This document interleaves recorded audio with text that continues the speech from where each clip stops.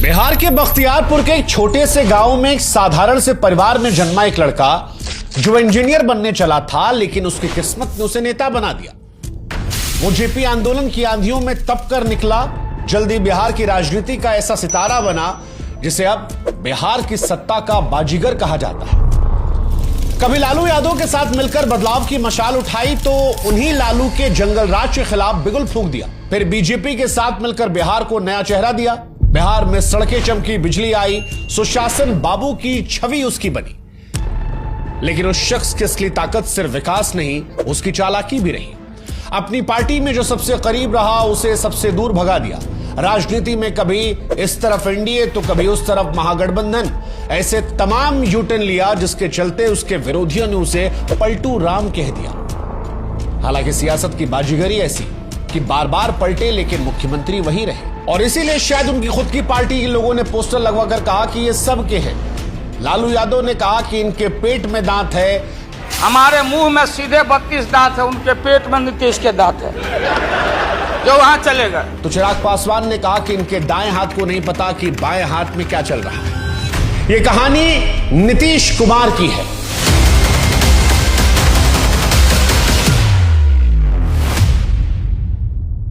नीतीश कुमार की कहानी विकास की है, विश्वासघात की है, सपनों की है, साजिशों की है। यह कहानी है चालाकी की, चुप्पी की, पलटाव की और पकड़ की, जिसमें कोई दोस्त हमेशा रहा नहीं और कोई दुश्मन स्थायी बना नहीं।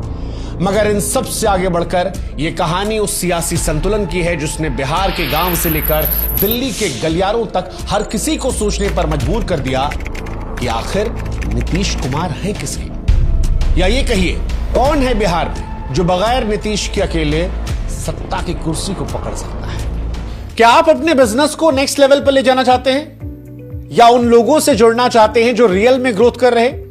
अगर हां तो ओडू कम्युनिटी डेज को मिस मत कीजिएगा। यह भारत का सबसे बड़ा टेक और बिजनेस इवेंट है जो 13 और 14 अगस्त को महात्मा मंदिर convention and exhibition centre Gandhinagar Gujarat में हो रहा है। यहां 20,000 से अधिक लोग आएंगे और इसके अलावा 200 से ज्यादा एग्जीबिशन, 200 से ज्यादा सेशन होंगे, और यहां पर आपको मिलेगा ओडू की लीडरशिप, ग्लोबल एक्सपर्ट और टॉप बिजनेस लीडर्स से मिलने का मौका। और हां, इसके बाद एक शानदार आफ्टर पार्टी भी है। यह इवेंट आपकी नॉलेज, नेटवर्किंग और बिजनेस अपग्रेडेशन का एक सॉलिड बूस्टर हो सकता है। ओडू एक all in one business management software है जिसमें 45+ ऐप जैसे कि CRM, HR, accounting, sales, marketing और बहुत कुछ है। तो ये ओडू जैसे प्लेटफॉर्म को समझने और इंडस्ट्री के लीडर से जुड़ने का एक शानदार मौका है। इस इवेंट में टॉप इन्फ्लुएंसर, फाउंडर और इनोवेटर्स आने वाले हैं। अगर आप भी लाइफ में ग्रोथ चाहते हैं तो अभी रजिस्टर करें, लिंक डिस्क्रिप्शन में दिया है। पहला ऐप लाइफ टाइम फ्री है और सिर्फ 580 रुपए महीने में मिलते हैं सारे ओडू ऐप्स, अनलिमिटेड कस्टमर सपोर्ट और होस्टिंग के साथ। लिंक डिस्क्रिप्शन में दिया है, जल्दी से रजिस्टर करें।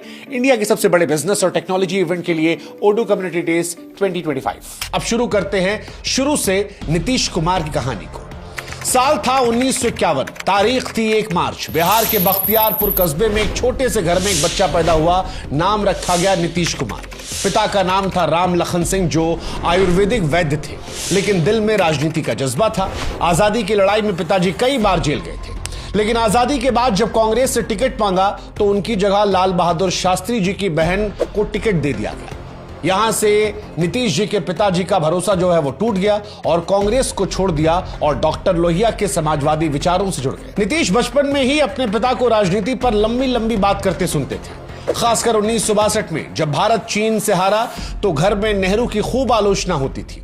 ये बातें नीतीश के मन में गहराई तक बैठ गई। बाद में खुद कहा था उन्होंने कि आंख खोलते ही सदमा मिला था। पहली खबर जो याद है वो यही कि चीन ने हमें हरा दिया था। तभी से कांग्रेस के लिए नीतीश कुमार के मन में नाराजगी बैठ गई थी। पढ़ाई में नीतीश कुमार तेज थे। एक बार 10वीं की परीक्षा में गणित में पूरे 100 नंबर लाने का सपना देखा। सवालों के सारे जवाब आते थे, लेकिन जैसे ही पेपर खत्म हुआ कॉपी छीन ली गई। नीतीश कुमार को यह बात चुभ गई। उन्हें लगा कि अगर 5-10 मिनट और मिल जाता तो शायद वो 100 में 100 नंबर ला लेते। लेकिन बाद में, सालों बाद जब वो मुख्यमंत्री बने तो यह फैसला किया कि बच्चों को परीक्षा में 15 मिनट ज्यादा दिया जाएगा। बचपन की एक और घटना नीतीश कुमार की जिंदगी में सबक के तौर पर आई। एक बार वो और उनके दोस्त रेलवे स्टेशन को पार कर रहे थे, लेकिन ब्रिज नहीं बना था। दोनों ने मालगाड़ी से नीचे निकलने की सोची, लेकिन जैसे ही झुके और नीचे से आगे बढ़ने लगे, मालगाड़ी चल पड़ी। जैसे तैसे बाल बाल वो और उनके दोस्त बचे। उस दिन मौत सामने खड़ी थी, लेकिन नीतीश बच गए, शायद इसलिए क्योंकि किस्मत को पता था कि इस लड़के को अभी बहुत कुछ करना है।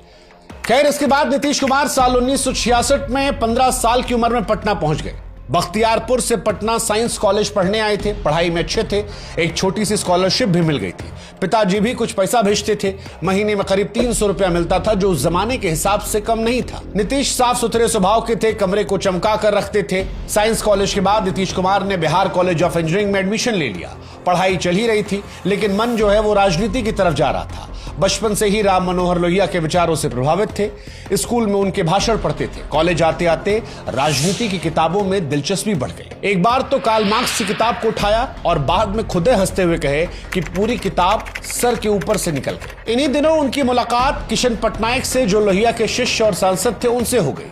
उन्होंने नीतीश को खुलकर कहा कि तुम राजनीति में आ जाओ, तुम्हारे जैसे लड़कों की देश में जरूरत है। और यहीं से नीतीश के मन में राजनीतिक महत्वाकांक्षा जो है वो शुरू हो गई। वो समाजवादी युवजन सभा से जुड़ गए और कॉलेज में छात्र संघ के अध्यक्ष भी बन गए। 1972 में जब फीस बढ़ी और हॉस्टल की हालत खराब हुई तो छात्रों के साथ मिलकर प्रदर्शन किया। आंदोलन इतना उग्र हो गया कि छात्रों ने सरकारी बसों को हाईजैक कर लिया। कई लोग गिरफ्तार हुए, पटना की जेल भर गई। सरकार को मामला शांत करवाने के लिए कमेटी बनानी पड़ी। हालांकि इतना सब करने के बाद भी नीतीश उस दौर के बड़े छात्र नेता नहीं बन पाए, क्योंकि उस दौर में लालू यादव का जादू अलग चल रहा था।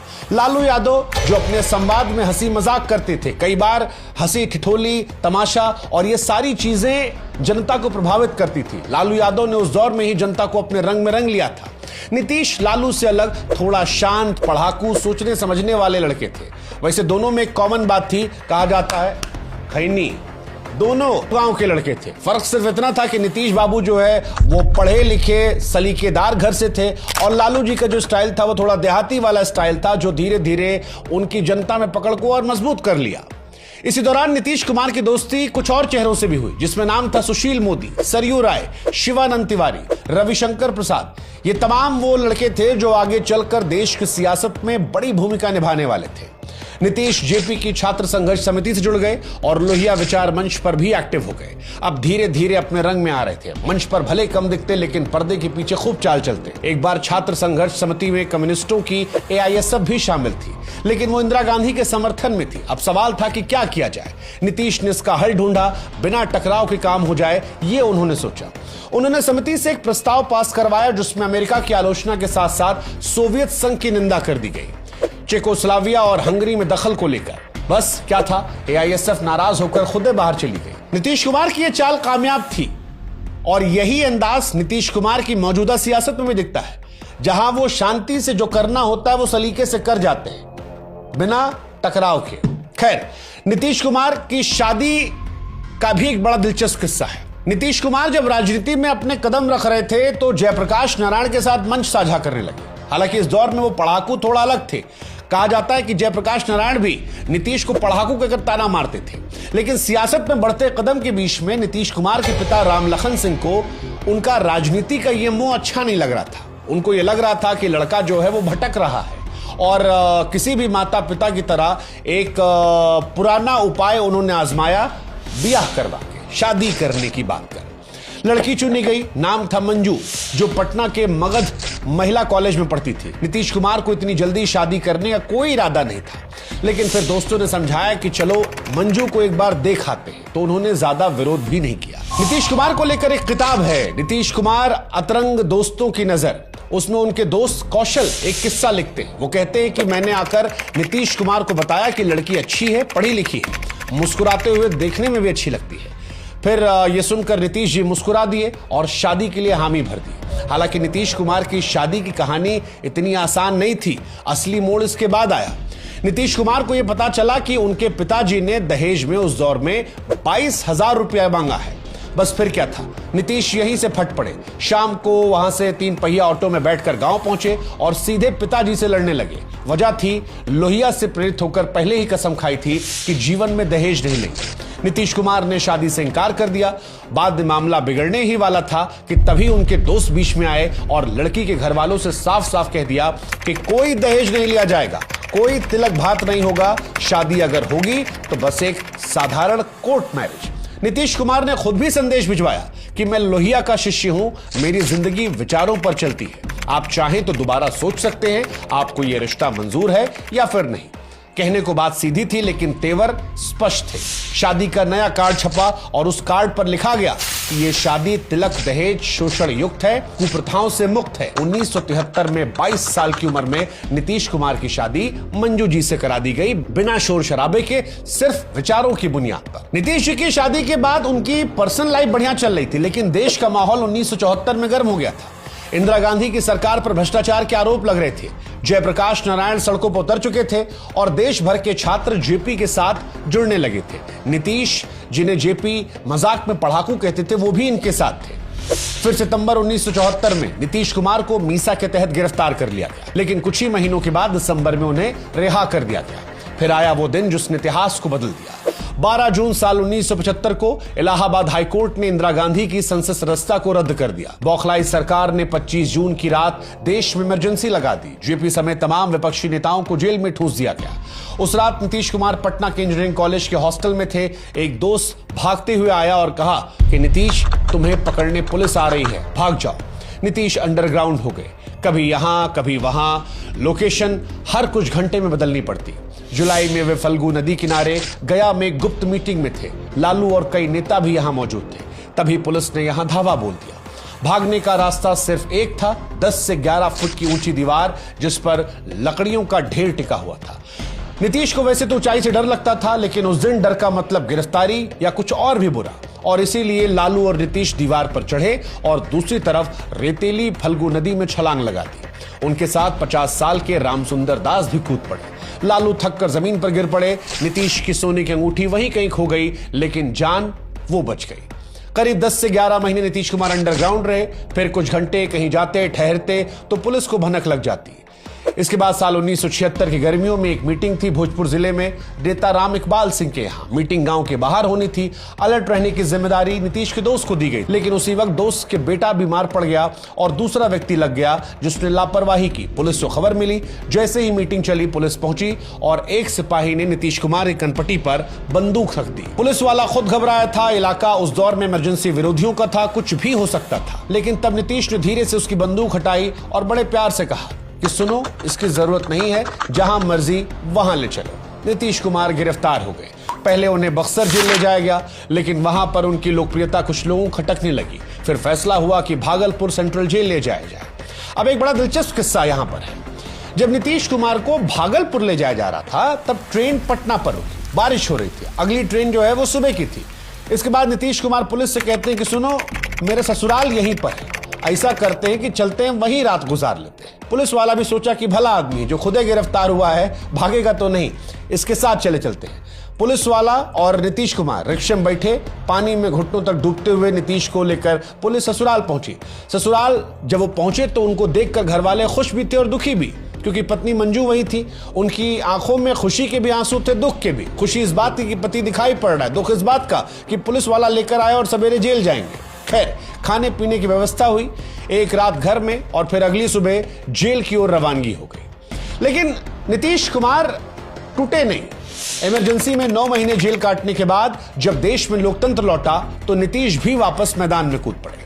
1977 नालंदा के हरनौत विधानसभा सीट से जनता पार्टी का टिकट पर चुनाव लड़ा। सामने थे पुराने समाजवादी नेता भोला प्रसाद सिंह। नीतीश कुमार ने चुनाव दमखम से लड़ा, लेकिन 5,895 वोटों से हार गए। इसके बाद साल 1980 में भी कोशिश की, पार्टी बदल ली थी। इस बार वो चरण सिंह की पार्टी जनता दल सेकुलर के उम्मीदवार थे, लेकिन किस्मत ने फिर धोखा दिया। एक बार फिर निर्दलीय उम्मीदवार अरुण कुमार सिंह ने 5,060 वोटों से हरा दिया। 2 बार लगातार हार ने नीतीश कुमार को तोड़ दिया था। पत्रकार संतोष सिंह की किताब रूल्ड और मिसरूल्ड में लिखा है कि नीतीश तब अपने दोस्त मुन्ना सरकार से कहे थे कि भाई ऐसे कैसे चलेगा, अब तो कोई बिजनेस करना पड़ेगा। इसी बीच उन पर 2 व्यक्तिगत चोट भी आई। एक जयप्रकाश नारायण की मौत और इसके 1 महीने बाद ही पिता राम लखन सिंह का निधन। नीतीश कुमार अब पूरी तरह भीतर से टूट चुके थे। इस दौर में वो ठेकेदारी करने का मन बना चुके थे। सरकारी कॉन्ट्रैक्टर बनने का फॉर्म भी भर दिया था, लेकिन उनके दोस्त विजय कृष्ण ने वो आवेदन फाड़ कर फेंक दिया और ये कहा कि तू राजनीति छोड़ने के लिए नहीं बना है, तू राजनीति करने के लिए बना है। और फिर तीसरी बार किस्मत आजमाने का मौका आया। नीतीश अपनी पत्नी मंजू के पास पहुंचे और कहे कि बस एक आखिरी कोशिश करनी है। मंजू उस समय सरकारी स्कूल की टीचर थी। 20,000 रुपए जैसे तैसे जोड़कर अपने पति को दिए। दोस्तों ने भी साथ दिया, चंदा मिला। नीतीश के पास बहुत कुछ नहीं था, लेकिन अब इरादा पक्का था। 1984 के लोकसभा के चुनाव आए, लेकिन उस दौर में नीतीश कुमार ने समझदारी दिखाई। इंदिरा गांधी की हत्या के बाद कांग्रेस को लेकर इस देश में लहर थी और उस लहर में नीतीश कुमार ने चुनाव ना लड़ने का मन बना। कहा कि जितना है वो भी थोड़ी ना हार में बहा दूंगा, इससे बेहतर है कि इंतजार करूं और अगली लड़ाई की तैयारी करूं। इसके बाद साल 1985 में तीसरी बार हरनौत से नीतीश कुमार मैदान में उतरे। पार्टी थी लोकदल और इस बार मुकाबला था कांग्रेस के बृजनंदन प्रसाद सिंह से। इस बार नीतीश कुमार की मेहनत रंग लाई और 21,000 से ज्यादा वोटों से उन्होंने जीत दर्ज की। बिहार की राजनीति ने देखा कि एक हारता हुआ चेहरा अब कैसे मुस्कुराने लगा था। 1987 तक नीतीश बिहार युवा लोकदल के अध्यक्ष बन चुके थे। फिर साल आया 1989 और एक बड़ा मौका मिला। कर्पूरी ठाकुर नहीं रहे और बिहार में विपक्ष के नेता की कुर्सी खाली हो गई थी। नीतीश कुमार ने लालू यादव को उस कुर्सी तक पहुंचाया और यह इसलिए था क्योंकि नीतीश को लग रहा था कि युवा नेताओं का समय आ गया है। फिर उन्होंने राष्ट्रीय राजनीति में छलांग लगाई। 1989 के लोकसभा चुनाव में वे बाढ़ सीट से मैदान पर उतरे और सामने थे पूर्व मुख्यमंत्री राम लखन सिंह यादव। लेकिन इस बार नीतीश पीछे नहीं हटे और 75,000 से ज्यादा वोटों से जीतकर पहली बार संसद पहुंचे। नई सरकार बनी, वीपी सिंह प्रधानमंत्री बनते हैं और नीतीश कुमार को मिलता है कृषि राज्य मंत्री का पद। इसके बाद आता है साल 1990। बिहार में विधानसभा चुनाव होते हैं। वीपी सिंह की जनता दल ने जीत दर्ज की और अब सवाल था कि कौन बनेगा बिहार का अगला मुख्यमंत्री। प्रधानमंत्री वीपी सिंह चाहते थे कि रामसुंदर दास को यह कुर्सी मिले क्योंकि वह अनुभवी नेता थे, दलित भी थे। लेकिन दूसरी तरफ लालू यादव का भी सपना पल रहा था मुख्यमंत्री बनने का और इसी मोड़ पर एक बार फिर सामने आ गए नीतीश कुमार। उन्होंने खुलकर लालू यादव का साथ दिया। कहा जाता है कि नीतीश चाहते थे कि सत्ता पुराने नेताओं के हाथ नहीं बल्कि नई पीढ़ी के हाथ में रहे। इसी बीच में एक और चाल चली गई। पूर्व प्रधानमंत्री चंद्रशेखर, जो खुद वीपी सिंह से हारने का दर्द भूले नहीं थे, उन्होंने रामसुंदर दास से खिलाफ अपने उम्मीदवार रघुनाथ झा को मैदान में उतार दिया, सिर्फ इसलिए कि वोट कट जाए। जब मुख्यमंत्री पद के लिए वोटिंग हुई तो नतीजे कुछ ऐसे रहे। लालू यादव को मिले 59 वोट, रामसुंदर दास को मिले 56 वोट और रघुनाथ झा को मिले 14 वोट। यानी अगर झा का वोट चंद्रशेखर नहीं काटते तो उस दौर में लालू यादव मुख्यमंत्री नहीं बनते और दास वो जीत जाते। लेकिन यहां पर असली जीत जितनी लालू यादव की थी उतनी ही नीतीश कुमार की भी थी। उन्होंने समय पर फैसला लिया, सही गठजोड़ किया और लालू प्रसाद यादव को मुख्यमंत्री बनवा दिया। 18 मार्च साल 1990 को जब लालू यादव मुख्यमंत्री पद की शपथ ले रहे थे, तब नीतीश कुमार दिल्ली से आकर खुद शामिल हुए। तब भले ही मंच पर लालू थे, लेकिन पर्दे के पीछे से लालू को धक्का देने का जो हाथ था वो नीतीश कुमार का था। और नीतीश भी इस बात को कभी कभी खुद को याद दिलाते हैं। जैसे कि मार्च 2025 में बिहार विधानसभा में जब तेजस्वी यादव सामने थे तो नीतीश कुमार ने कहा कि तुम्हारे पिता को हमने ही मुख्यमंत्री बनवाया था। 2015 के एक इंटरव्यू में भी साफ साफ कहा था कि हमने लालू यादव का समर्थन इसलिए किया क्योंकि वो हमारी पीढ़ी के थे। हमें सत्ता पुराने नेताओं से निकालकर नई पीढ़ी को देनी थी। जब दोस्ती टूटी, गठबंधन ढह गया तो नीतीश और लालू का ब्रेकअप भी हो गया। अब ये ब्रेकअप कैसे हुआ ये भी आपको बताते हैं। नीतीश कुमार ने कभी सोचा नहीं था कि जिस दोस्त को मुख्यमंत्री बनवाया एक दिन उनसे उनका बैर हो जाएगा, लेकिन सियासत की यही खूबसूरती है। 1990 में केंद्र में वीपी सिंह की सरकार गिरी और नीतीश का मंत्री पद चला गया। जब पटना लौटे तो सोचा कि राज्य सरकार तो उनकी अपनी है, एक गेस्ट हाउस मिलेगा ही, लेकिन लालू सरकार ने उन्हें जगह देने से मना कर दिया। नीतीश अपने पुराने दोस्त अरुण कुमार के घर चले गए, मगर लालू ने अरुण का ट्रांसफर करवा दिया और उनका फ्लैट किसी और को दे दिया। नीतीश ने लालू को समझाने की कोशिश की, लेकिन जवाब मिला, हमें गवर्नेंस सिखाओगे? सत्ता वोट बैंक से मिलती है, ना कि शासन से। दिल्ली के बिहार भवन में एक मीटिंग में नीतीश और लालू के रिश्ते की कब्र खुद गई। नीतीश लल्लन सिंह समेत कुछ नेताओं के साथ मांगों की लिस्ट लेकर लालू से मिलने पहुंचे थे। मीटिंग कुछ मिनट चली, फिर कहा जाता है उस दौर में झड़प हुई, गाली गलौच और झगड़ा भी हुआ। लालू चिल्लाए, निकल बाहर, पकड़ के बाहर फेंको। नीतीश और उनकी टीम बिना कुछ कहे बाहर निकल गई। बाहर आते ही नीतीश ने अपने साथियों से कहा, अब साथ चल पाना मुश्किल होगा।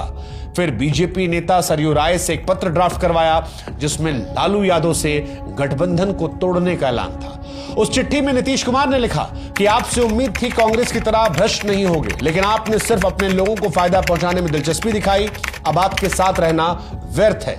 शरद यादव को जैसे इस पत्र की भनक लगी, उन्होंने लालू यादव को माफी मांगने के लिए कहा। लालू तैयार हो गए, लेकिन नीतीश कुमार ने मना कर दिया। शरद यादव ने कहा कम से कम पत्र की भाषा नरम कर दो। नीतीश ने उल्टा उसमें और तीखे शब्द जोड़ दिए। ये चिट्ठी फिर गायब हो गई। सालों के बाद पत्रकार श्रीकांत को इसकी एक प्रति मिली, लेकिन आखिरी पन्ना नहीं था। बाद में शिवानंद तिवारी और सरयू राय ने बताया कि उस गायब पन्ने में क्या लिखा था। लिखा था कि इन हालात में आपसे अलग होकर राजनीति करना उचित समझता हूं। 1992 तक नीतीश और लालू के बीच में बातचीत पूरी तरह से बंद हो गई थी। लालू सत्ता के शिखर पर थे और नीतीश राजनीति के अंधेरे में अकेले। लालू ने कैबिनेट में नीतीश की भूमिका को मजाक बनाकर भी कहा कि ये तो क्लर्क है, फाइल पढ़ना, साइन करना, बाबूगिरी वाला काम करना, हमसे भी वही करवाना चाहता है। नीतीश इस दौर में टूटा हुआ महसूस कर रहे थे। वे ना तो साथ रह पा रहे थे और ना ही खुलकर अलग हो पा रहे थे। लेकिन फिर एक मौका मिला वैशाली लोकसभा के उपचुनाव का। यह लालू यादव की साख की लड़ाई थी। नीतीश ने प्रचार तो नहीं किया, लेकिन गैर यादव पिछड़ों को एक संकेत मिल गया कि नीतीश अब लालू के साथ नहीं है और लालू के उम्मीदवार हार गए। अब नीतीश को उम्मीद की एक किरण दिखाई पड़ी। 1993 में नीतीश ने एक नई मांग रखी, मंडल आयोग के तहत मिले आरक्षण में अति पिछड़ों का अलग से कोटा दिया जाए। लालू ने ना सुना, उल्टा अफवाह उड़ा दी कि कुर्मी और कोरी जातियां आरक्षण से बाहर होंगी। गैर यादव पिछड़ी जातियां नाराज हो गई। फरवरी 1994 में पटना के गांधी मैदान में कुर्मी समुदाय की एक बड़ी रैली हुई। लालू ने नीतीश को संदेश भिजवाया, अगर रैली में गए तो देशद्रोह माना जाएगा। नीतीश गए भी और पूरे दम से मंच से बोले भी। कहा कि भीख नहीं, हिस्सेदारी चाहिए। जो सरकार हमें नजरअंदाज करेगी वो ज्यादा दिन सत्ता में नहीं रह पाएगी। और यही वो मौका था जब गठबंधन पूरी तरह से टूट गया। कुछ महीनों के बाद 19 अक्टूबर साल 1994 को नीतीश ने जॉर्ज फर्नांडिस और बाकी साथियों के साथ मिलकर समता पार्टी का गठन किया। पटना में हुई पहली रैली में नारा गूंजा, लालू यादव से बिहार बचाओ। नीतीश कुमार ने भाषण दिया, यह विश्वासघाती सरकार है। लेकिन जब 1995 के विधानसभा चुनाव हुए तो लालू यादव की पार्टी ने बड़ी जीत हासिल की। समता पार्टी को बहुत ही कम वोट मिले और 271 उम्मीदवारों की जमानत जब्त हो गई। नीतीश एक बार फिर से दो राहे पर खड़े थे, जहां पर ना आगे दिख रहा था ना पीछे कोई सहारा। वो दिल्ली लौट गए, लेकिन संसद भी नहीं गए। लालू यादव से सीधी टक्कर लेने वाले नीतीश कुमार को जल्द ही समझ में आ गया था कि बिहार की सत्ता तक पहुंचने का रास्ता अकेले नहीं कटेगा। उन्हें कोई ऐसा साथी चाहिए था जो ताकतवर भी हो और जिसके पास वोट बैंक भी हो, जो उनके पास नहीं था। और यही सोचकर उन्होंने भाजपा की तरफ देखा, जिनके पास सवर्ण जातियों का मजबूत समर्थन था। नीतीश की समता पार्टी के पास कुर्मी, कोरी और दूसरी पिछड़ी जातियों का आधार था। दोनों का मेल रणनीतिक था, आदर्शों से ज्यादा जरूरतों का। उन्होंने लाल कृष्ण आडवाणी जैसे बड़े नेताओं से बात की और एक नया गठबंधन खड़ा कर दिया। 1996 के लोकसभा चुनाव में नीतीश की रणनीति रंग लाई। भाजपा को 18, समता पार्टी को 3 सीटें मिली, जबकि लालू की जनता दल 33 से गिरकर 22 पर आ गई थी। उधर लालू यादव चारा घोटाले में बुरी तरह घिर चुके थे। हजारों करोड़ों के इस घोटाले में फर्जी बिलों के जरिए सुअर, चारा और दवाएं कागजों में घुमाई गई, लेकिन जमीनी हकीकत में कुछ नहीं नजर आया। सीबीआई ने जब लालू को गिरफ्त में लिया तो उन्हें मुख्यमंत्री की कुर्सी भी छोड़नी पड़ी, लेकिन लालू हार मानने वालों में नहीं थे। जेल जाने से पहले एक मास्टर स्ट्रोक खेला और अपनी पत्नी राबड़ी देवी को बिहार का मुख्यमंत्री बना दिया और खुद जेल से सरकार चलाने लगे। हालांकि नीतीश कुमार, जो लालू के विरोधी थे, इसे कैसे बर्दाश्त करते। उन्होंने इस पारिवारिक सरकार को पेटीकोट सरकार कहकर पूरे बिहार में लालू हटाओ रैलियां शुरू कर दी। जनता पर असर पड़ा और साल 1998 के चुनाव में गठबंधन ने 54 में से 29 सीटें जीत ली। लेकिन इस बढ़त के जोश में नीतीश एक बड़ी चूक कर बैठे। उन्होंने केंद्र से राबड़ी को बर्खास्त करने की मांग कर दी। कांग्रेस ने संसद में इस प्रस्ताव को नाकाम कर दिया और राबड़ी दोबारा मुख्यमंत्री बन गए। एक बार फिर लालू ने जेल में रहते हुए नीतीश को राजनीतिक की चौसर पर मात दे दी थी। फिर साल 1999 में वाजपेयी की सरकार गिरी और चुनाव दोबारा होते हैं। इस बार नीतीश और भाजपा का गठबंधन और मजबूत हुआ। 54 में से 42 सीटें जीत ली गई। अब नीतीश को पूरा भरोसा हो चला था कि 2000 के विधानसभा चुनाव में उनकी सरकार बननी तय है। लेकिन लालू यादव ने फिर सबको चौंकाते हुए 124 सीटें हासिल की, जबकि एनडीए सिर्फ 122 सीटों पर अटक गया। सिर्फ 2 सीटें, पर राजनीति में कभी कभी यही 2 कदम सत्ता की सीढ़ी से पार्टियों को नीचे ढकेल देता है। हालांकि नीतीश अभी भी झुकने वाले नहीं थे। उनके पास दिल्ली की ताकत थी। राज्यपाल विनोद पांडे को फोन आया कि मुख्यमंत्री नीतीश कुमार को बनाओ। 3 मार्च 2000 को उन्होंने शपथ ले ली। अब उनके पास बहुमत साबित करने के लिए 1 हफ्ता था। निर्दलीय विधायक, जिनमें से कई पर आपराधिक आरोप थे, जैसे कि सूरज भान, रंजन तिवारी, रमा सिंह, ये नीतीश को समर्थन देने के लिए तैयार थे। लेकिन यही वो पल था जब नीतीश के सामने नैतिकता और सत्ता आमने सामने खड़ी थी। वो समर्थन तो चाहते थे, लेकिन दागियों से हाथ मिलाना नहीं चाहते थे। उन्होंने यह जिम्मा भाजपा के नेता कैलाशपति मिश्रा को सौंपा। कहा कि मैं तो नहीं मिलूंगा, तुम जाकर बात कर लो। मिश्रा जेल में जाकर विधायकों से मिले, लेकिन जब वे विधायक समर्थन देने आए तो नीतीश कुमार से बिना पूछे उनके कमरे में घुस गए। नीतीश कुमार जिंदाबाद के नारे लगाने लगे, कैमरे चमके, तस्वीरें खिंच गई और अगले दिन देश के तमाम अखबारों में ये तस्वीरें थीं। नीतीश उन्हीं चेहरों के साथ थे जिनसे वो दूरियां बनाना चाहते थे। आज भी ये फोटो सेशन नीतीश कुमार को परेशान करता है। हालांकि इन सब के बावजूद भी नीतीश कुमार बहुमत नहीं जुटा पाए और नीतीश ने फ्लोर टेस्ट से पहले ही इस्तीफा दे दिया। लालू यादव की चाल एक बार फिर चल पड़ी। एक तरफ उनके करीबी कांग्रेस के 8 विधायकों को होटल में बंदूक की नोक पर रखे थे, तो वहीं दूसरी तरफ सोनिया गांधी से मिलकर सांप्रदायिक ताकतों को रोकने की अपील कर रहे थे। नतीजा फिर से वही हुआ। राबड़ी देवी मुख्यमंत्री बन गई और नीतीश कुमार को एक बार फिर दिल्ली लौटना पड़ा, इस बार वाजपेयी कैबिनेट में रेलवे मंत्री बनकर। लेकिन यही नीतीश कुमार के भाग्य का दरवाजा भी खोलने वाला था। 2000 में बिहार का बंटवारा हो गया और झारखंड एक नया राज्य बन गया। अब भाजपा का जो मजबूत आधार झारखंड में जो था वो अलग हो गया था और नीतीश की समता पार्टी बिहार में गठबंधन की सीनियर पार्टी बन गई थी। अब नीतीश पहले जैसे जूनियर नहीं थे, अब वो शर्तें रखने लगे थे और यहीं से नींव पड़ी उस नीतीश युग की जिसने अगले 10 सालों तक बिहार की सत्ता को अपने इशारों पर चलाया।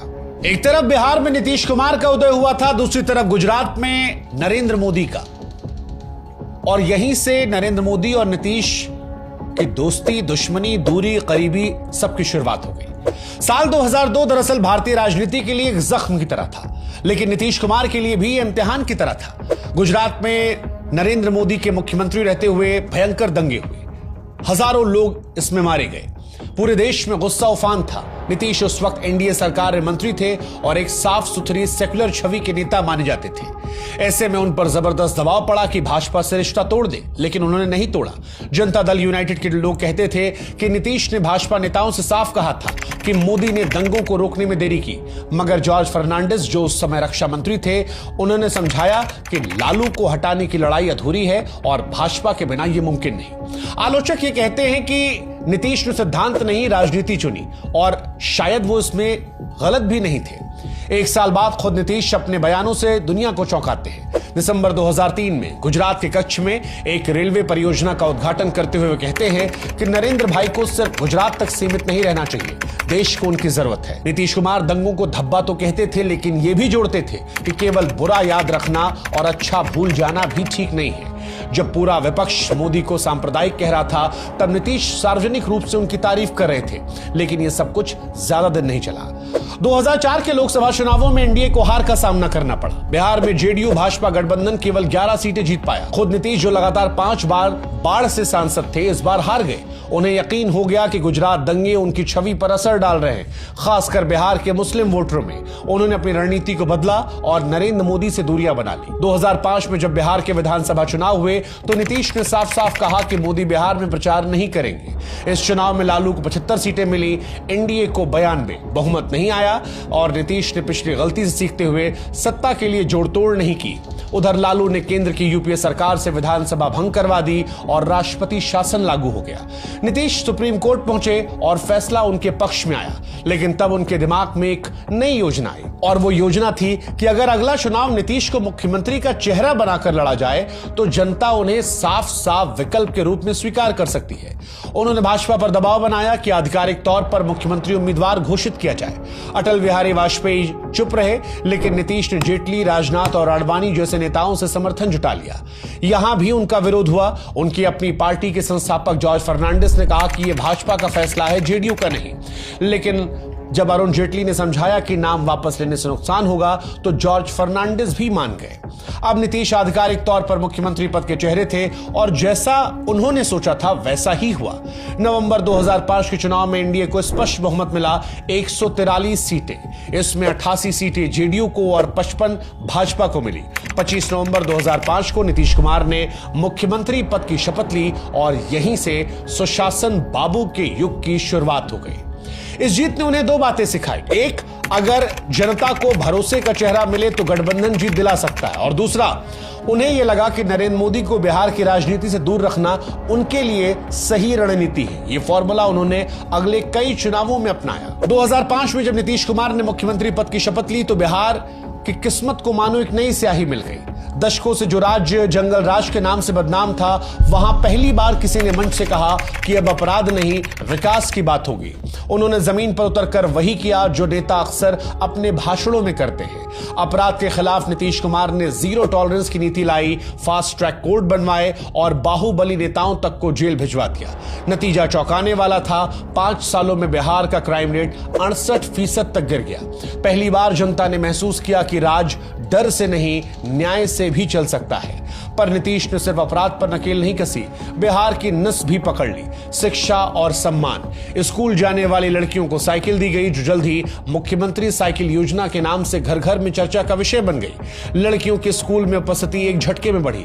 शिक्षकों में भारी कमी थी, इसे दूर करने के लिए 2,70,000 शिक्षकों की भर्ती की गई। सरकारी स्कूलों को बदलने की भी कोशिशें तेज हो गई। इसी बीच नीतीश ने सामाजिक न्याय को भी नई परिभाषा दी। दलितों में सबसे वंचित वर्ग को महादलित घोषित किया गया और अलग योजना का लाभ मिला। अति पिछड़ों को आरक्षण दिया और महिलाओं को पंचायतों में 50% सीटें देकर जमीनी सत्ता में भागीदारी दी गई। महादलितों और महिलाओं और अति पिछड़ों में नीतीश के लिए एक स्थायी भरोसा पैदा हुआ, जिसने राजनीति के हर उतार चढ़ाव में नीतीश कुमार का साथ दिया।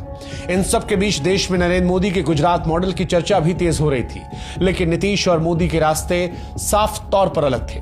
2009 के लोकसभा चुनाव में नीतीश ने दो टूक कह दिया, नरेंद्र मोदी बिहार में प्रचार नहीं करेंगे। उन्हें डर था कि मोदी की मौजूदगी से उनका सेकुलर चेहरा धुंधला पड़ जाएगा। लेकिन राजनीति में जो सबसे अप्रत्याशित होता है वह मंच पर सबसे तेज चमकता है। पंजाब के लुधियाना में एक रैली के दौरान मोदी ने अचानक नीतीश कुमार को गले लगा लिया, हाथ पकड़कर उठा दिया। नीतीश के लिए दृश्य उतना ही असहज था जितना किसी विरोधी के साथ मंच पर बैठना। राहत बस इतनी थी कि बिहार में वोटिंग खत्म हो चुकी थी, लेकिन इस तस्वीर ने नीतीश कुमार का पीछा नहीं छोड़ा। जून 2010 में जब नीतीश कुमार भाजपा के बड़े नेताओं, जिसमें आडवाणी, जेटली और सुषमा स्वराज को पटना में डिनर पर बुलाते हैं, तो एक दिन पहले ही बिहार के अखबारों में एक बड़ा विज्ञापन छपा।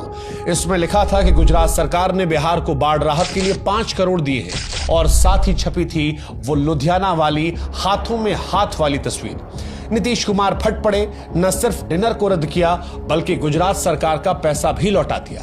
यह उनके राजनीतिक जीवन का सबसे साफ संदेश था, सत्ता भले साझा हो लेकिन नरेंद्र मोदी से साझेदारी नहीं होगी। और फिर आया अक्टूबर नवंबर 2010 का चुनाव। नीतीश अपने सबसे मजबूत मोर्चे पर लड़ रहे थे, विकास, कानून व्यवस्था और सुशासन। भाजपा जेडीयू का गठबंधन एनडीए इस चुनाव में ऐतिहासिक जीत दर्ज करता है। 243 में से 206 सीटें आती हैं। जेडीयू अकेले 115 सीटें जीतती है और नीतीश कुमार एक बार फिर से मुख्यमंत्री बन जाते हैं। यह सिर्फ एक चुनावी जीत नहीं थी, यह उस नेता की स्वीकार्यता थी जिसने नारे नहीं नतीजे दिए थे। और यह साफ हो गया था कि बिहार में एक नया चेहरा बना है जिसे जनता मुख्यमंत्री नहीं बल्कि सुशासन बाबू कहकर पुकारती है। 2010 में भारी जीत के बाद जब नीतीश कुमार दोबारा मुख्यमंत्री बने तो ऐसा लगा कि बिहार एक स्थिर और स्पष्ट नेतृत्व के हाथों में है। लेकिन यहीं से असल खेल पर्दे के पीछे शुरू हो गया। एक ऐसी लड़ाई शुरू हुई जो उस वक्त जोर से नहीं बोली जा रही थी लेकिन हर फैसले में सुनाई पड़ रही थी। और यह लड़ाई थी दो मुख्यमंत्रियों के बीच की, नीतीश कुमार और नरेंद्र मोदी की। इस टकराव की बुनियाद भी दो थी। पहली, वोट बैंक। नीतीश कुमार ये अच्छे से जानते थे कि उनके पास शासन का बड़ा आधार मुस्लिम और सेकुलर वोटर है और अगर नरेंद्र मोदी उनके साथ मंच साझा करते हैं तो फिर गुजरात दंगों के आधार पर मुसलमान छिटक सकते हैं। नीतीश अपनी सेकुलर छवि पर कोई दाग नहीं चाहते थे। लेकिन दूसरी वजह थी महत्वाकांक्षा। 2010 के बाद देश की राजनीति करवट ले रही थी। यूपीए सरकार घोटालों में घिरी थी। 2G से लेकर कॉमनवेल्थ स्कैम ने जनता का भरोसा हिला रखा था। ऐसे में विपक्ष विपक्ष एक नए चेहरे की तलाश में था और तभी दो चेहरे सामने आते हैं। एक नरेंद्र मोदी का गुजरात मॉडल का चेहरा जो दिल्ली की तरफ लगातार बढ़ रहा था, और दूसरा नीतीश कुमार का जिसने बिहार जैसे पिछड़े राज्य में भी परिवर्तन लाकर दिखाया था। अंतर्राष्ट्रीय मंचों पर जिसे पुरस्कार मिल रहे थे। देश के न्यूज रूम में बिहार मॉडल और गुजरात मॉडल की बहस तेज थी। नीतीश कुमार के लिए अब यह सिर्फ दोस्ती और फासले का मामला नहीं था, यह सत्ता के सबसे ऊंचे सिंहासन की तरफ बढ़ने की एक लंबी दौड़ थी, जहां पर नरेंद्र मोदी या फिर नीतीश कुमार में एक ही इंसान हो सकता था जो फिनिश लाइन को पार कर सकता था। नीतीश ने यहीं से अपनी चालें बिछा दी, मोदी से दूरी बनाए रखी, भाजपा से रिश्ते निभाए, लेकिन अपने मंच को साफ रखा। हर विकास की उपलब्धि को सिर्फ गठबंधन की नहीं बल्कि अपनी कहानी की तरह पेश किया। और जब मंच पर मोदी का नाम उभरने लगा तब नीतीश ने तय कर लिया कि अब रास्ता अलग होगा, क्योंकि दोनों के लक्ष्य, दोनों के मंजिल सिर्फ एक थे। 2013 आते आते नीतीश और बीजेपी के संबंध काफी ज्यादा खराब हो गए थे और इसका कारण नरेंद्र मोदी थे। 9 जून 2013 को बीजेपी ने मोदी को लोकसभा चुनाव की अपनी प्रचार समिति का चेयरमैन बना दिया। नीतीश को यह साफ हो गया कि जल्दी बीजेपी मोदी को प्रधानमंत्री पद का उम्मीदवार भी बनाएगी, और यह उन्हें मंजूर नहीं था। नरेंद्र मोदी को इसके बाद क्रिमिनल बताते हुए नीतीश ने बीजेपी से 17 साल पुराना गठबंधन तोड़ दिया। 16 जून को बिहार सरकार में शामिल बीजेपी के सभी 11 मंत्रियों को बर्खास्त कर दिया गया। नीतीश लेफ्ट पार्टीज और निर्दलीय के समर्थन से अल्पमत सरकार चलाने लगे। इधर सितंबर 2013 में बीजेपी ने मोदी को प्रधानमंत्री पद का उम्मीदवार घोषित कर दिया। पहले जिन मोदी को नीतीश बिहार में घुसने नहीं दे रहे थे, अब गठबंधन टूटने के बाद मोदी ऐसा करने के लिए स्वतंत्र थे। उन्होंने 2014 लोकसभा चुनाव में पूरे बिहार में रैलियां करते हुए कम से कम 32 जगहों पर नीतीश कुमार को घमंडी बताया। उन्होंने आरोप लगाया कि नीतीश कुमार हिपोक्रेट हैं, निजी तौर पर उनसे अच्छे संबंध रखते हैं लेकिन सबके सामने उनकी आलोचना करते हैं। वहीं नीतीश ने मोदी को कम्युनल बताते हुए 121 रैलियों में बार बार 2002 गुजरात दंगों का जिक्र किया। उन्होंने मोदी के गुजरात मॉडल को चुनौती देते हुए कहा कि बिहार ने गुजरात से अच्छी तरक्की की है। मोदी और नीतीश के बीच आमने सामने की इस पहली लड़ाई में बाजी मोदी के हाथ लगी। उनकी लोकप्रियता के दम पर बीजेपी बिहार की 40 में से 22 सीटें जीतने में कामयाब रही। उसके गठबंधन एनडीए ने 31 सीटें जीती। नीतीश की जेडीयू के हाथ केवल 2 सीटें आती हैं। नीतीश कुमार ने इसके बाद इस हार की नैतिक जिम्मेदारी लेते हुए मुख्यमंत्री के पद से इस्तीफा दे दिया। अपने सबसे भरोसेमंद जीतन राम मांझी को बिहार का मुख्यमंत्री बना दिया। मांझी एक महादलित थे। लोकसभा चुनाव में पिछड़ों ने मोदी का साथ दिया। मोदी के इसी पिछड़ा कार्ड को न्यूट्रलाइज करने के लिए नीतीश ने मांझी को मुख्यमंत्री बनाया था। इसी बीच दिसंबर 2014 में नीतीश चुनावी रणनीतिकार प्रशांत किशोर से मिलते हैं, जिन्होंने उनके साथ काम करने की इच्छा जताई। प्रशांत किशोर ने 2014 लोकसभा चुनावों में नरेंद्र मोदी का चुनाव प्रचार संभाला था। उन्होंने नीतीश के साथ काम करने से पहले मांझी को मुख्यमंत्री पद से हटाने की मांग की, लेकिन मांझी कुर्सी छोड़ने से इंकार कर देते हैं।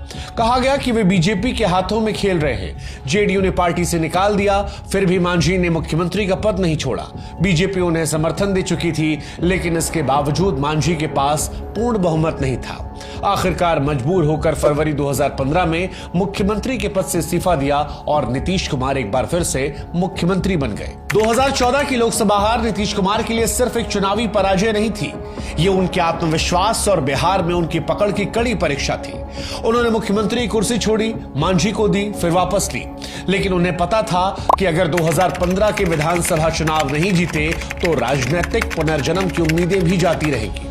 लेकिन सामने अकेली बीजेपी नहीं थी, बल्कि नरेंद्र मोदी थे, देश के सबसे लोकप्रिय नेता, नीतीश के सबसे बड़े राजनीतिक प्रतिद्वंदी। अकेले लड़ा तो पराजय तय थी, इसीलिए नीतीश ने वो किया जिसमें वो माहिर हैं, राजनीतिक रेखाएं मिटाकर नए गठबंधन बनाना। उन्होंने हाथ मिलाया उसी लालू यादव से जिसके खिलाफ कभी जंगल राज का नारा देकर वो सत्ता में आए थे। कांग्रेस को भी साथ लिया और बना दिया महागठबंधन, जेडीयू, आरजेडी और कांग्रेस की तिकड़ी। नीतीश कुमार इस बात को जानते थे कि सिर्फ सीटों का नहीं बल्कि संविधान, सम्मान और सोच का चुनाव होगा। चुनाव प्रचार का जिम्मा नीतीश ने एक नए खिलाड़ी प्रशांत किशोर को सौंपा, जो 2014 में मोदी के लिए काम कर चुके थे। शुरू में प्रशांत महागठबंधन के पक्ष में नहीं थे, लेकिन धीरे धीरे वो लालू नीतीश के बीच कड़ी दूत और डील मेकर बन गए। उन्होंने सीटों का बंटवारा तय करवाया और लालू से गारंटी ली कि मुख्यमंत्री नीतीश कुमार बनेंगे। चुनाव से पहले ही लालू ने मंच से ऐलान कर दिया कि मुख्यमंत्री नीतीश कुमार ही बनेंगे। इधर प्रधानमंत्री मोदी ने भी अपनी पूरी ताकत झोंक दी थी। रैलियों पर रैली, भाषण पर हमला और फिर वो बयान आया जिसने पूरा चुनाव पलट दिया। नीतीश के डीएनए में गड़बड़ी है। मोदी का इरादा नीतीश की छवि पर चोट करना था, लेकिन नीतीश ने उसी वार को बिहार की अस्मिता का मुद्दा बना लिया। उन्होंने मोदी को चिट्ठी लिखी, आपके बयान से 10 करोड़ बिहारियों का अपमान हुआ है। उन्होंने वही हथियार इस्तेमाल किया जो मोदी खुद गुजरात में बार बार चला चुके थे। मुझ पर हमला मतलब पूरे राज्य पर हमला।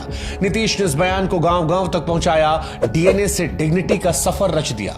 नीतीश अब न सिर्फ विरोध कर रहे थे बल्कि वो मोदी से सीख भी रहे थे और नरेंद्र मोदी को उन्हीं की शैली में जवाब दे रहे थे। जब चुनाव के नतीजे आए तो बिहार की धरती पर एक राजनीतिक चमत्कार लिखा जा चुका था। 243 में से 178 सीटों पर महागठबंधन ने कब्जा जमाया। भाजपा केवल 53 सीटों पर सिमट गई। आरजेडी सबसे बड़ी पार्टी बनी, 80 सीटें। लेकिन जैसा वादा हुआ था, लालू ने नीतीश को मुख्यमंत्री बनाने में एक पल की देरी नहीं की। तेजस्वी डिप्टी सीएम बने और नीतीश ने तीसरी बार मुख्यमंत्री की कुर्सी को संभाल लिया। ये जीत उस वक्त एक गठबंधन की जीत नहीं थी, ये नीतीश कुमार की पुनरावृत्ति थी। वो फिर से साबित कर चुके थे कि राजनीति में कोई स्थायी दुश्मन नहीं होता, बस सही वक्त पर चलने वाली चाल ही स्थायी होती है। 2015 की भारी जीत के बाद जब नीतीश कुमार ने सत्ता संभाली तो उनका अगला कदम किसी को अंदाजा नहीं था। सरकार बने कुछ ही महीने हुए थे कि उन्होंने एक ऐसा फैसला किया जिसने पूरे देश का ध्यान खींच लिया। बिहार में पूर्ण शराबबंदी का फैसला। यह फैसला जितना साहसी था उतना ही जोखिम भरा। नीतीश कुमार जानते थे कि शराबबंदी का सीधा असर उन महिलाओं तक पहुंचेगा जो घर घर में शराब के चलते हिंसा, गरीबी और अपमान का सामना कर रही थी। महिलाओं को सत्ता में आधी भागीदारी देने वाले मुख्यमंत्री अब उनके संरक्षक की छवि गढ़ रहे थे। लेकिन धीरे धीरे इस फैसले की कड़वी सच्चाई सामने आने लगी। जहां जहां शराब पर बैन लगाया गया था वहां नकली शराब का जाल फैल चुका था और बिहार भी इससे छूता नहीं रहा। कई जगह जहरीली शराब से मौतें हुई, शराब माफिया पनपने लगा और आलोचनाओं का सिलसिला शुरू हो गया। लेकिन नीतीश डटे रहे, कहा जनहित में है, वापस नहीं लेंगे। ये वही नीतीश कुमार थे जो अपने हर पलटी के लिए आलोचना सहते थे, पर यहां पर एक अडिग प्रशासक का रूप लेकर खड़े रहे। इसी बीच बीजेपी से उनकी दूरी कम होने लगी। जब नवंबर 2016 में केंद्र की मोदी सरकार ने नोटबंदी का ऐलान किया तो लगभग पूरा विपक्ष से जन विरोधी कह रहा था, लेकिन तब नीतीश कुमार ने इसका समर्थन किया। उस समय नीतीश का नोटबंदी को समर्थन करना केवल एक आर्थिक मुद्दा नहीं, एक संकेत था कि वो पुरानी राहों से हटकर नई पगडंडी तलाशने लगे हैं। मई 2017 में जब सोनिया गांधी ने विपक्षी दलों को एक लंच मीटिंग में बुलाया जहां राष्ट्रपति चुनाव की रणनीति बननी थी तो नीतीश वहां नहीं पहुंचे, लेकिन अगले ही दिन नरेंद्र मोदी के साथ लंच करते दिखाई पड़े। तस्वीरें वही कह रही थीं जो नीतीश जुबान से नहीं कह रहे थे। पाला बदलने की पूरी तैयारी थी। इसके बाद उन्होंने बीजेपी के उम्मीदवार रामनाथ कोविंद को राष्ट्रपति चुनाव में समर्थन दे दिया, जबकि उनका अपना गठबंधन आरजेडी और कांग्रेस इसका विरोध कर रहे थे। अब गठबंधन के भीतर खटास खुलकर दिखने लगी थी और इसकी 3 वजह थी। पहली, आरजेडी चाहती थी कि नीतीश तेजस्वी यादव को मुख्यमंत्री बनाकर खुद राष्ट्रीय राजनीति में चले जाएं। लालू उन्हें पीएम मटेरियल कहने लगे थे, जो प्रशंसा कम, दबाव ज्यादा थी। दूसरा, जेडीयू ने आरोप लगाया कि आरजेडी उसके विधायकों को तोड़ने की कोशिश कर रही है। और तीसरी सबसे बड़ी वजह, तेजस्वी यादव का नाम आईआरसीटीसी घोटाले में सामने आया था। नीतीश ने गठबंधन धर्म निभाते हुए तेजस्वी सफाई मांगी, लेकिन लालू और तेजस्वी ने चुप्पी साध ली और यहीं से विश्वास की आखिरी डोर भी टूट गई। फिर आया साल 2017 जब नीतीश कुमार की अंतरात्मा जागी और विपक्ष की सबसे बड़ी विकेट गिर गई। 2015 में लालू के साथ हाथ मिलाने वाले नीतीश कुमार ने जब प्रधानमंत्री मोदी के खिलाफ बिहार की लड़ाई जीती थी तब उन्हें विपक्ष का नया चेहरा माना जा रहा था। एक ऐसा नेता जो सेक्युलर है, साफ छवि वाला है, नरेंद्र मोदी को चुनौती देने की ताकत रखता है। विपक्ष के गलियारों में चर्चा थी 2024 क्यों नहीं नीतीश ही।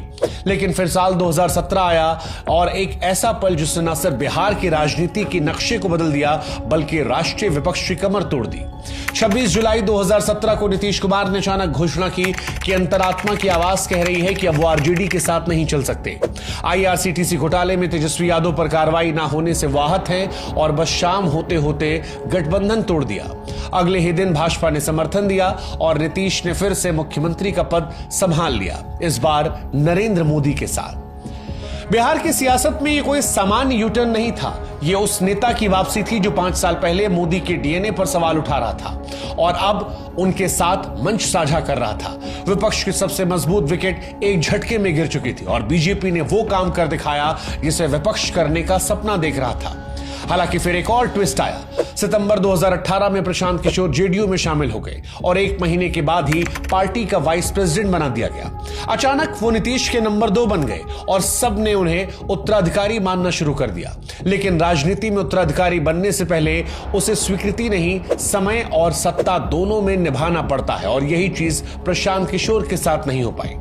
2019 में लोकसभा चुनाव हुए। नीतीश ने भाजपा के साथ मिलकर चुनाव लड़ा। परिणाम ऐतिहासिक रहे। बिहार की 40 में से 39 सीटें एनडीए ने जीती और महागठबंधन का लगभग सफाया हो गया। लालू यादव की आरजेडी खाता नहीं खोल पाई। नीतीश सत्ता की सबसे सुरक्षित जगह पर खड़े थे, लेकिन शायद अब वे सत्ता के साथ नहीं, अपनी छवि के साथ संघर्ष कर रहे थे। इसी दौरान केंद्र सरकार सीएए यानी नागरिकता संशोधन कानून लेकर आई, जिसके चलते विपक्षी दल सड़कों पर थे, लेकिन नीतीश खामोश। यही चुप्पी प्रशांत किशोर को नागवार गुजरी और खुलकर उन्होंने सीएए की आलोचना शुरू कर दी। पार्टी लाइन के खिलाफ जाकर बार बार खुलकर जोर जोर से। यह टकराव ज्यादा दिन नहीं टिका। जनवरी 2020 में नीतीश कुमार ने उन्हें पार्टी से बाहर निकाल दिया। लेकिन असली धमाका तो इसके बाद हुआ जब नीतीश ने कहा कि प्रशांत किशोर को अमित शाह ने भेजा था। उनके 2 बार कॉल करने पर पीके को जेडीयू में लेने के लिए कहा था। नीतीश की इस बात से हर कोई हैरान था। क्या प्रशांत किशोर का प्रवेश एक रणनीतिक घुसपैठ था या सिर्फ नीतीश का गुस्से में दिया गया बयान? सच जो कुछ भी हो, इतना तो तय था कि नीतीश की राजनीति अब याद रखने और भूल जाने के बीच झूलती चालों को मैदान बन चुकी थी, जहां ना कोई स्थायी दुश्मन था और ना कोई स्थायी उत्तराधिकारी। इसके बाद 2020 का विधानसभा चुनाव कुछ अलग ही स्क्रिप्ट पर लिखा गया। चेहरे वही थे, गठबंधन वही था, लेकिन इस बार साजिशें नहीं थी और निशाने पर थे नीतीश कुमार। जेडीयू और बीजेपी फिर एक साथ चुनाव लड़ रहे थे, लेकिन इस बार बीच में उतर आए थे चिराग पासवान, लोक जनशक्ति पार्टी के नेता जो खुद को रामविलास पासवान के विरासत का वारिस और मोदी का हनुमान बताकर मैदान में उतरे थे। चिराग ने बीजेपी से दोस्ती बनाए रखी, लेकिन हमला जेडीयू पर बोला। उन्होंने 140 से ज्यादा सीटों पर उम्मीदवार उतारे, सिर्फ जेडीयू के खिलाफ। बीजेपी के खिलाफ एक भी सीट पर नहीं लड़े और यह सियासत की भाषा में पार्टनरशिप के मुखौटे में हमला था। राजनीतिक गलियारों में इसे चिराग मॉडल कहा गया, एक ऐसा प्रयोग जिसे बीजेपी ने नीतीश कुमार को कमजोर करने के लिए तैयार किया था। मकसद साफ था कि नीतीश की सीटें कम हो ताकि चुनाव के बाद मुख्यमंत्री पद पर बीजेपी दावा ठोक सके, और यह दावा कामयाब भी रहा। जेडीयू की सीटें 43 तक सिमट गईं, जबकि बीजेपी ने 74 सीटें जीतकर गठबंधन में बढ़त बना ली। जेडीयू ने इसे खुली साजिश करार दिया, एक ऐसा हमला जो बाहर से कम भीतर से ज्यादा हुआ। लेकिन बीजेपी के पास इतनी सीटें नहीं थी कि अकेले सरकार बना सके या जोड़ तोड़ से बिना नीतीश की सत्ता संभाल सके। नतीजन कमजोर स्थिति में होने के बावजूद नीतीश एक बार फिर मुख्यमंत्री बने। लगातार दूसरी बार ऐसा हुआ कि कम सीटों वाले सहयोगी ने सत्ता की चाबी को संभाला। यह सिर्फ संख्याओं की बात नहीं थी, बल्कि नीतीश कुमार की राजनीतिक हैसियत का भी प्रमाण था। बिहार की राजनीति अब 2 ध्रुवों में बटी थी, बीजेपी और आरजेडी, लेकिन लड़ाई जीतता वही था जिसके साथ नीतीश कुमार थे। नीतीश इस भूमिका को अच्छी तरह समझ रहे थे और उसी को अपनी सबसे बड़ी ताकत बनाकर निभाते भी रहे। मगर चिराग मॉडल की चोट इतनी गहरी थी कि साझेदारी का जख्म नासूर बन चुका था। 2020 की जीत के बावजूद दोनों दलों के बीच खटास बढ़ती गई। नीतीश को यह महसूस हो चुका था कि बीजेपी अब उन्हें साथी नहीं, संघर्ष मानने लगी है। और आखिरकार 9 अगस्त 2022 को नीतीश कुमार ने एक बार फिर पलटी मारी, बीजेपी से गठबंधन तोड़ा और आरजेडी के साथ मिलकर सरकार बना ली। जेडीयू ने साफ साफ आरोप लगाया कि बीजेपी हमारी पार्टी को तोड़ने की कोशिश कर रही है, हमारे विधायकों से संपर्क कर रही है, इसलिए गठबंधन अब भरोसे के काबिल नहीं रहा। वहीं बीजेपी का जवाब और भी दिलचस्प था। नीतीश फिर एक बार प्रधानमंत्री बनने का सपना देखने लगे हैं। भाजपा ने दावा किया कि आरजेडी और नीतीश के बीच एक डील हुई है, तेजस्वी को मुख्यमंत्री बनवाने की और नीतीश कुमार को 2024 में नरेंद्र मोदी के खिलाफ प्रधानमंत्री पद का चेहरा बनाने की। सच कहें तो यह गठबंधन नहीं, राजनीतिक पुनर्जन्म जैसा था। एक बार फिर नीतीश उसी पाले में थे जहां वे सालों पहले अंतरात्मा की आवाज सुनकर बाहर निकले थे। लेकिन राजनीति में अंतरात्मा और अवसरवाद का फर्क तब तक नहीं दिखता जब तक बाजी कोई और और ना पलट दे। 9 अगस्त 2022 को जब नीतीश कुमार ने बीजेपी से नाता तोड़कर फिर से आरजेडी के साथ सरकार बनाई तो सिर्फ गठबंधन नहीं बदला था, इरादा बदला था। मुख्यमंत्री पद की शपथ लेते हुए ही पहली लाइन में नरेंद्र मोदी को चुनौती दी थी। कहा 2014 में जो जीते थे उन्हें 2024 की चिंता करनी चाहिए। पूरा देश समझ गया था कि नीतीश की नजर अब बिहार ही नहीं बल्कि दिल्ली की गद्दी पर भी है, लेकिन रास्ता इतना आसान नहीं। विपक्ष बिखरा हुआ था, कांग्रेस अकेले चल रही थी और दूसरी तरफ ममता बनर्जी, अरविंद केजरीवाल, अखिलेश यादव जैसे क्षेत्रीय क्षत्रप थर्ड फ्रंट का सपना बुन रहे थे जिसमें कांग्रेस की कोई जगह ना हो। नीतीश इस जटिल गणित को सुलझाने मैदान में उतरे। उन्हें समझाना था कि ममता और केजरीवाल जैसे नेताओं को के बिना कांग्रेस के मोदी को हराना नामुमकिन है, और दूसरी तरफ उन्हें कांग्रेस को यकीन दिलाना था कि बाकी दल कोई खतरा नहीं बल्कि जरूरत है। सितंबर 2022 में उन्होंने 2 बार दिल्ली की यात्रा की, राहुल और सोनिया गांधी से बातचीत की, अरविंद केजरीवाल से मुलाकात की, फिर अप्रैल मई 2023 में देश भर के विपक्षी नेताओं से मिले।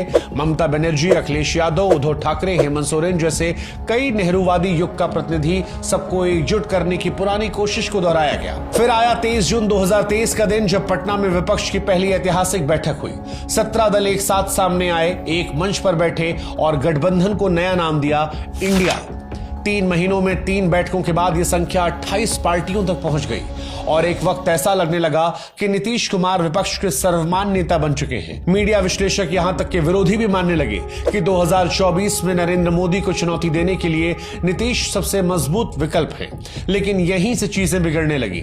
सीट बंटवारे पर बात नहीं बन रही थी। कुछ दल ज्यादा चाहते थे, कुछ कांग्रेस को कम देना चाह रहे थे। नीतीश फिर नाराज होने लगे और फिर 19 दिसंबर 2023 को दिल्ली की बैठक में एक अप्रत्याशित घटना होती है।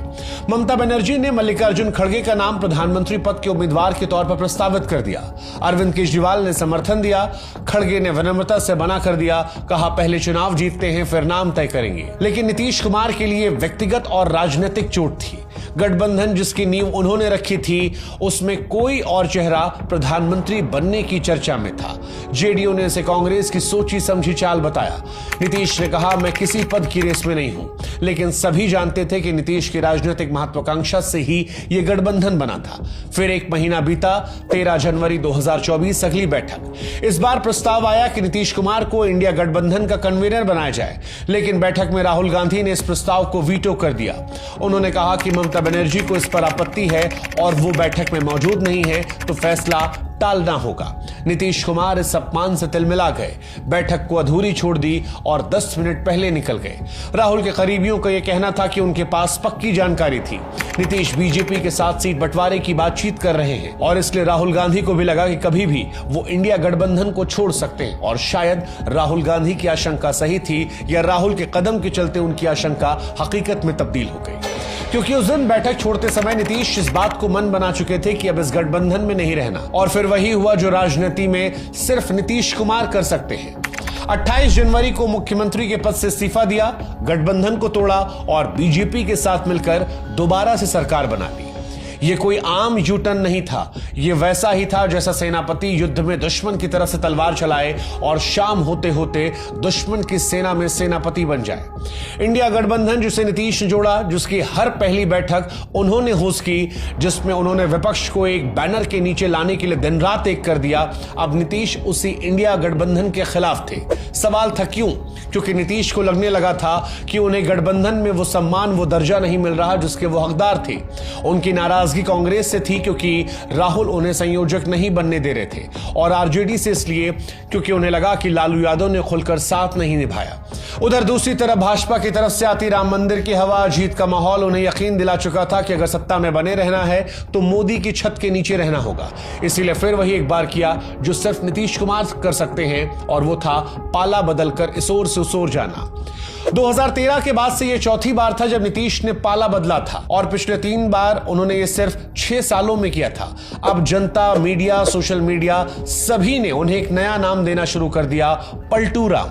कहा गया अब नीतीश की कोई विचारधारा नहीं, अब सिर्फ कुर्सी है जो उनके इर्द गिर्द घूमती चलती है। और साथ ही यह भविष्यवाणी भी हुई कि जेडीयू अब साफ हो जाएगी, लोकसभा चुनावों में जनता जवाब देगी। लेकिन नीतीश कुमार की कहानी कभी भी भविष्यवाणियों पर नहीं चली, वो हर बार राजनीतिक अंत की पंक्ति में खड़े होकर अगला अध्याय लिख देते हैं और इस बार भी उन्होंने यही किया। जनवरी 2024 में जब नीतीश कुमार ने इंडिया गठबंधन तोड़कर एक बार फिर बीजेपी का हाथ थामा था, तो अधिकतर लोगों का मानना था कि नीतीश खत्म हो गए। सोशल मीडिया पर मीम बन रहे थे, राजनीतिक विश्लेषक विरोधी तंज कस रहे थे। लेकिन 4 जून 2024 को जब लोकसभा चुनाव के नतीजे आए तो पूरा नैरेटिव चेंज हो गया।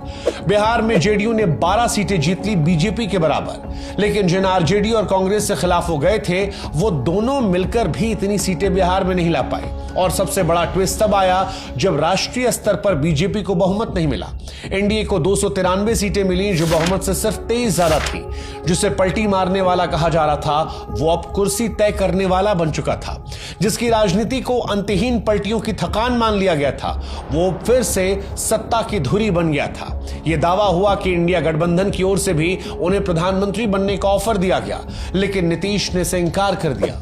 क्यों? क्योंकि शायद उन्हें पता था कि कभी कभी प्रधानमंत्री बनने से ज्यादा ताकतवर होता है प्रधानमंत्री बनाने वाला। आज नरेंद्र मोदी के पास 272 का जादुई आंकड़ा नहीं है, लेकिन नीतीश कुमार के पास सिर्फ 12 का असली जादू है। वो 12 जो सिर्फ आंकड़ों नहीं, राजनीतिक निर्णायकता की कीमत बन चुका है। और इस तरह जब नीतीश के राजनीतिक करियर की लोग श्रद्धांजलि की तैयारियां कर रहे थे तो वो अपने करियर के सबसे ऊंचे मुकाम पर पहुंच गए। आज सत्ता की चाबी नीतीश कुमार के पास भी है। जिस नरेंद्र मोदी ने उनके डीएनए में गड़बड़ी वाली बात कही थी वो नीतीश कुमार की स्वीकृति से तीसरी बार प्रधानमंत्री बने हैं। नीतीश कुमार कोई विचारधारा नहीं, कोई गठबंधन नहीं, बल्कि राजनीति की सबसे सटीक टाइमिंग का नाम है। और शायद यही कारण है कि बिहार ही नहीं बल्कि देश की सत्ता की भी असली सेंटर वही है। चुप, शांत, लेकिन निर्णायक। सियासत के सबसे बुजुर्ग और सबसे चालाक खिलाड़ी के इर्द गिर्द एक बार फिर वही सवाल मंडरा रहा है कि अब नीतीश कुमार का आगे क्या। बिहार के आने वाले विधानसभा चुनाव की आहट के साथ नीतीश कुमार और उनकी पार्टी जेडीयू के भविष्य को लेकर चर्चाएं तेज हो गई हैं। वजह वही पुराने 2 सवाल, सेहत और उत्तराधिकारी। कहा जा रहा है कि नीतीश कुमार अब पहले से ज्यादा बीमार रहने लगे हैं। वो थके हुए रहते हैं, वो अक्सर चीजों को भूल जाते हैं। और दूसरी सबसे बड़ी बात यह कि उन्होंने अपनी पार्टी में कभी किसी को बराबर खड़े होने नहीं दिया। दरअसल नीतीश ने कभी किसी को अपनी छाया में फलने नहीं दिया। जॉर्ज फर्नांडिस के साथ पार्टी बनाई, फिर उनको साइडलाइन कर दिया। शरद यादव के साथ जेडीयू खड़ी की, फिर दरवाजा दिखा दिया। प्रशांत किशोर, आरसीपी सिंह, मांझी, कुशवाहा सभी को उत्तराधिकारी माना गया। लेकिन जैसे ही किसी की पहचान नीतीश की बराबरी करने लगती वो कुर्सी का कांटा बन गई और उसे बाहर का रास्ता दिखा दिया गया। यही वजह है कि आज जेडीयू के पास ना कोई नेक्स्ट नीतीश है, ना कोई ऐसा चेहरा जो उनके बिना पार्टी को आगे बढ़ा सके। नीतीश कुमार हमेशा परिवारवाद के विरोधी रहे। चुनावी रैलियों में आरजेडी और कांग्रेस को परिवार की दुकान कहकर कोसते रहे। जनता ने भी उन्हें इसीलिए सराहा क्योंकि अपने परिवार को सत्ता से दूर रखा। लेकिन अब लगता है कि राजनीति के आखिरी मोड़ पर आकर नीतीश भी वही रास्ता पकड़ने वाले हैं जिस पर चलने वालों को आज तक कोसते आए हैं। और इसीलिए उनके इकलौते बेटे निशांत कुमार का नाम अक्सर सामने आ रहा है। हालांकि उनके प्रशंसक कई बार यह भी कहते हैं कि यह बयान आरजेडी की तरफ से फैलाया जाता है ताकि उन पर परिवारवाद के आरोप जो हैं वो हल्के हो जाएं। कई सारी कहानियां हैं। कुछ कहते हैं कि अंदर खाने विरासत चल रही है कि नीतीश अपनी राजनीतिक विरासत को सौंपने की तैयारी में है। लेकिन कुल मिलाकर नीतीश क्या करते हैं ये शायद सिर्फ और सिर्फ नीतीश कुमार ही समझ सकते हैं। और जैसा एक दौर में कहा गया था कि नीतीश के बाएं हाथ में क्या वो दाएं को नहीं पता चलता, ऐसे ही नीतीश का उत्तराधिकारी को लेकर अगला कदम क्या होगा ये किसी और को नहीं पता चल सकता। लेकिन कुल मिलाकर यह बदलाव सिर्फ सत्ता की कमजोरी नहीं, एक अनकहे डर की गवाही भी है कि सत्ता चली गई तो कौन याद रखेगा, क्या कोई और सुशासन बाबू बनेगा। दरअसल नीतीश कुमार की पूरी राजनीति एक धीरे धीरे बिछाई गई बिसात जैसी रही। कभी सिद्धांतों के नाम पर, कभी विकास के नाम पर, कभी गठबंधन की जरूरत बताकर। और उन्होंने सत्ता के लिए वैचारिक पार्टियों की ऐसी मिसाल गढ़ी कि लोग आज भी कहें भरोसा नहीं कि नीतीश बाबू कब किधर कहां चले जाए। लेकिन चलेंगे जरूर और रुकेंगे नहीं। यही उनकी सबसे बड़ी खामियाबी है कि तमाम पलटियों के बावजूद आज भी वो बिहार की गद्दी पर बैठे हैं। नीतीश कुमार सबके हैं लेकिन कुर्सी पर भी नीतीश कुमार हैं और इसीलिए नीतीश कुमार को खारिज करना आसान नहीं। नीतीश ने बिहार को सड़कों, बिजली, स्कूलों, कानून और सामाजिक न्याय की नई परिभाषा दी। लड़कियों को स्कूल तक लाने के लिए साइकिल बांटी, पंचायत में महिलाओं को आरक्षण दिया, महादलितों अति पिछड़ों को सत्ता में हिस्सेदारी दी।